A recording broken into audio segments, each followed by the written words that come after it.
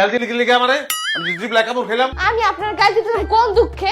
হ্যাঁ, আমি তো গান গাইতেছিলাম। কুত্তার বাচ্চা ফুটফুটে সুন্দর।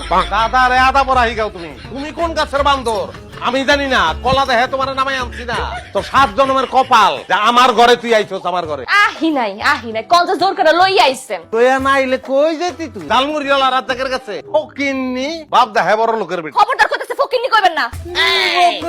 তেজ কত, চোট কত, ছাল নাই কুত্তার বাগারাজ দাম, ঘরে নাই দানা পানি করে হামতাম। আর আপনি যে রিলিফের কম চুরি করছেন এগুলো আমি জানি না মনে করছেন? তে জানেন চোর কইছস? চোর কইছি। চোর কইলি তুই আমার? কইছি। চোরের ঘর করার তোর দরকার নাই, তোর তালাক দিলাম। এক তালাক বাইরে তুই। স্টপ খায় গেলেন কেন? ক্যাসের ফিটা কি প্যাক খায় গেছে? অবাক হয়ে ভাবতাছি, এত তো বাংলা সিনেমা দেখা তুই শিখলি নাকি?